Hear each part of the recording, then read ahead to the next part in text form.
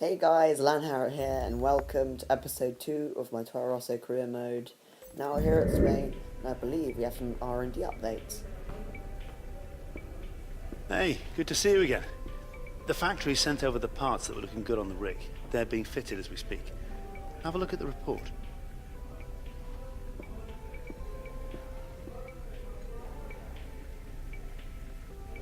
Yep, so those are the R&D updates we have. Obviously got less of chassis weight. Preparing for Monaco actually, because I was thinking maybe of continuing the downforce. So yeah, as we see, McLaren have improved their cars a lot. So we can see we've got 201 points or 291 points. I can't really tell here. Out there, and we haven't really looked at the championship yet. I'm in 9th place at the moment on 18 points, which is pretty good actually for Toro Rosso. But we are the 5th best team, obviously seen there with 20 points. But I've got way more than Carlos has so far, and that's interesting considering the bad luck we've had so far. And I don't know why we're paired up with Sebastian Vettel as our rival, but let's move on anyway.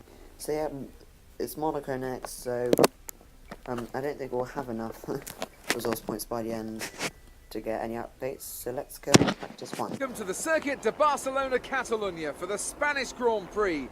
Over the next few minutes, the teams will be heading out onto this classic Formula One track for what we're expecting to be a very hectic practice session. Now then, Anthony Davidson, there's been a lot of talk over the last few weeks about track limits. How much is too much when you're cutting corners and running wide? What are your thoughts on this? And do you think we'll be seeing drivers pushing those limits this weekend? Well, I'd be disappointed if we didn't, frankly. If race control want to clamp down on drivers wandering off the track, then it's up to them to police it. As a driver, you're being paid to get your car around the circuit as quickly as possible, don't forget. So if you're not pushing those limits, if you're ignoring the advantageous line, then you're not doing your job properly. Now, I agree that, we have these white lines there for a reason, and we do want to see those limits enforced, but for me, it's not a driver's responsibility to do that. As you know, in practice one, we always go to track acclimatization, and that is what we're going to do here. And coming on to the end of the first lap, we missed one of the final gears by going wide of it, but we haven't really had the best of laps around here in the first one. It's a bit scrappy as we lose it down the curve. But coming across, we do get the target score, which is good. But coming on to the next lap's been a bit better.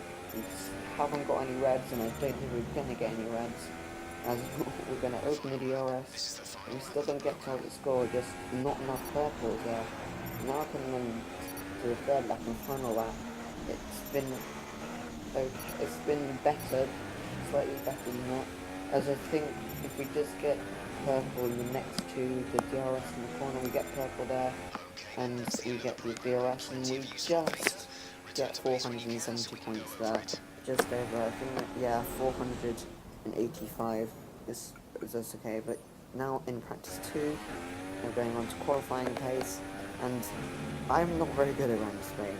It's not one of the tracks that really favours my driving style, or it's really something that I don't really find that enjoyable to drive.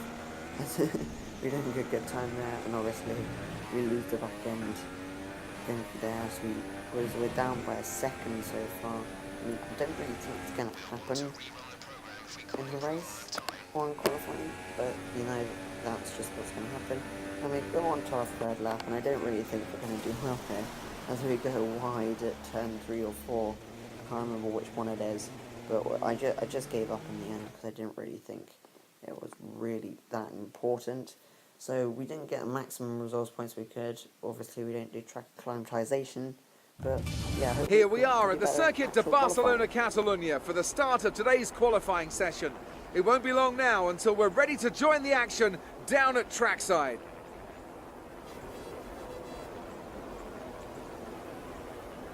Watching some of the cars attack the high-speed corners, it occurred to me that this might be one of the more awkward tracks to prepare a car for.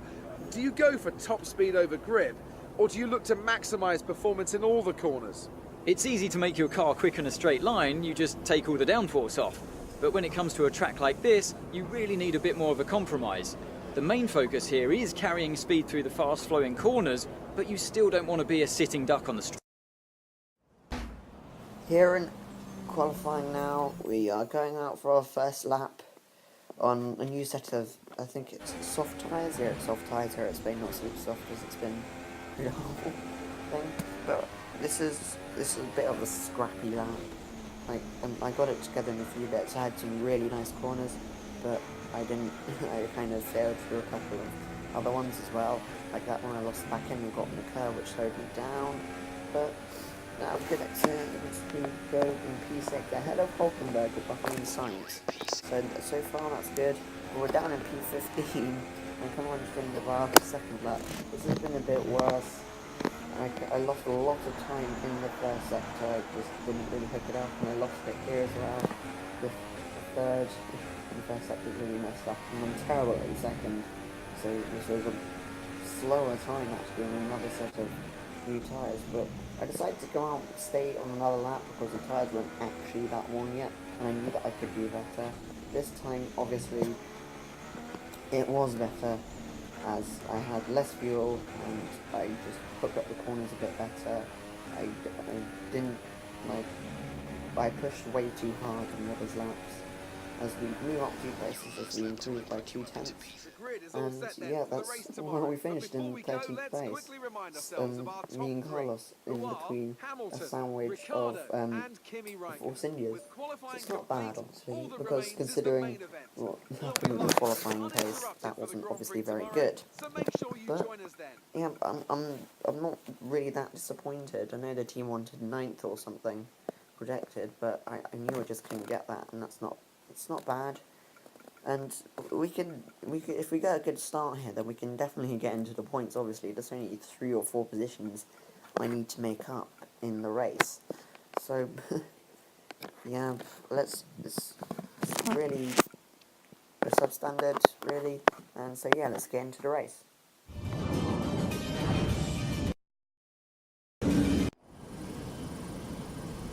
What does the Spanish Grand Prix have in store for us today, I wonder?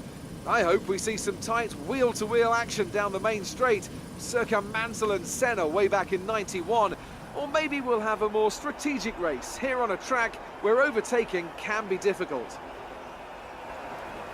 It's a sellout crowd of 140,000 here today as we await lights out for the 730-metre sprint down to turn 1 of this 2.9-mile racetrack.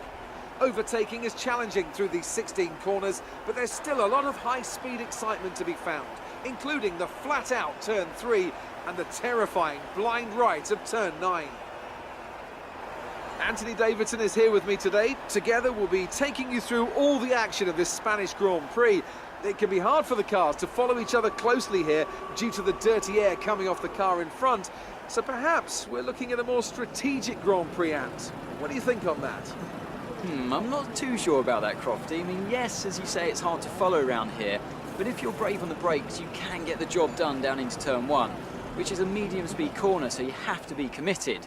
And looking down at this grid today, 1 or 2 drivers making a move from a long way back, maybe try to force their opponent into a mistake. I don't think this is a race that's going to be purely decided in the pit stops. Keep your eyes open on the run to turn 1 and keep it clean. We want to come out in one piece. Good luck. Here on the grid for the Spanish Grand Prix, as we're going to look at the race strategy now for the tyres, and I switched it from soft mediums to soft hards because that's a better amount of grip for longer, even though it'll be slow at the start. So I hope that would work, and maybe it could take us a bit longer as we pit a lap earlier than pretty much everyone else. So yeah, let's get into the start. Traffic lights put up in the rich mix as always. So there's 5 red lights, and it's away we go for Spanish Grand Prix. I don't really get that good of a start, but Carlos gets a really bad one as we have clear air in front of us as we see Carlos getting swarmed. As we're just going to brake a bit earlier for turn 1, and Bottas going to get bogged up behind. As Verstappen comes back on, as he, I wouldn't say brake checks us, but he definitely comes ahead of us as we just go off track a bit, as we lose a bit of time. As Bottas swerves there, as we try to anticipate it, as we swerve there to avoid him, as we go down the inside of him. into turn 4 or 5 as we go down the inside of the Verstappen as well. So we tap into the rear wheel the button, which is annoying, but obviously that loses us traction. It's not losing any places. We just try to squeeze them out here, and yeah, we just get the place here up into 10th to 9th place, to 9th place here, as we see Hulkenberg. I think he was ahead of us. He was one place ahead of us at the start. Obviously, he gets there, so we're back up to where we should be, which is behind Hulkenberg. But now coming on to the end of lap 2, we try to go down the inside of Alonso at the same curve here. He's still there, we're just leaving the space, and we lose. We nearly lose the back end, but we hold it as Alonso backs out of trying to go around the outside of us. And you know, we keep going as we see Magnussen is out of the race, and this calls on a safety car. Another safety car. I mean, here's what happened. I think, yeah, Magnussen's engine just blew up essentially as he goes apart from the gravel. I don't see why that merits a safety car. Like, it's a bit annoying considering where we are, but that obviously gives us a great strategy option here. Because remember what happened last race in Russia? We went the longest on the fastest set of tyres, and we finished 12th after leading for about 2 laps. And he went in right before the safety car ended, so that's what we did, is a few people went in. I think Hamilton and Rosberg went in at the same time as me. So we're going in for our pit stop here, putting on hard tyres as always, as we just try to conserve as much, as that will take us longest. As the safety car won't last that long, and there's more laps here in Spain, because it's a shorter lap time, and it really should be no less. It should be a bit longer than the first 4 races, but I don't think that much. There's a 3 lap more difference, and in that terms that means against Russia that's like 12 laps. It's 25%. So yeah, as we go on the pits, hopefully we're doing well here, and on the same lap we pitted at exactly the right time here, as safety car came in, is coming in the same lap as we come out, as we bunch up together, as racing begins to take over again, as it goes to green, as we're racing again, as I think we just misjudged the corner here as we get on the curb a bit at the restart, which isn't good. But now we'll dive down the inside of Harianto here, yes we do, as yeah, which isn't bad. So yeah, we get the place, and I think, as we see there, Harianto loses 2 places. But yeah, everyone pitted as we keep going, as we get better traction than Nazo in 8th place. Him on medium tyres, obviously 1 medium tyre, so we go down the inside going into turn 7 or 8, I can't remember which one that is. As we get the players, get an amazing overtake there, and that moves us up into 8th place here. As we're chasing down buttons, we go up into 6th place here, as we see Nazo trying to go down the inside of us. But 6th place from 13th so far is absolutely amazing. We're just going to try to push to catch up the button, obviously with excess fuel and us rich mix. Now coming on to lap 15, in 4th place as everyone else pitted, and we get just defend the inside line as we have Vettel with the RS, as we just try to outbrake him here. We just stick it down the inside as we just put it there. Ahead of him, now coming on to lap at the end of the same lap, down start from the straight, we see Vettel and Raikkonen. Raikkonen's obviously got double toe here. As they go down the inside of us, we just trying to defend. We're going to try to brake later. We brake later than Vettel, but it just doesn't work. Yeah, as we see Raikkonen just trying to hold it down there, as I don't think that really worked. It's unlucky for him. But hopefully he can get going, which I don't think it doesn't seem like it needs to do. But obviously Vettel with the faster car and fresher tyres on mediums, he will obviously go ahead. Yeah, coming across the line at 4th place. Oh no, 5th place into 5th place. It's our 2nd best result of the season. I'm really happy with that. And Jenson Button gets 3rd place. How amazing. Excellent race. I mean, just look at him there. He just looks so out of place at the moment with the Mercedes drivers and Button. But that's really enjoyable to seeing a McLaren get on the podium there. Yeah, and great job to Button. Obviously, we lost the place at the end, but yeah, it seemed to be a good race so far, and everything just And seems now really let's good. take a look at the driver's But stats. getting driver of the day, which you might hear him in a minute, is also good to hear. It obviously motivates me a lot more as we see Verstappen, Massa, Ricardo going from second to 10th because of the safety car, and Carlos finishing in 5th, which is amazing. So it turns out he's getting up there, and Kimi somehow got down in 19th place, which is really strange. Now, thanks for watching this episode, guys. Next race is obviously Monaco, the big race. I'm really enjoying this series, and you've really inspired me to make more of this. Thanks for watching. Leave a like if you enjoyed, and I'll see you later.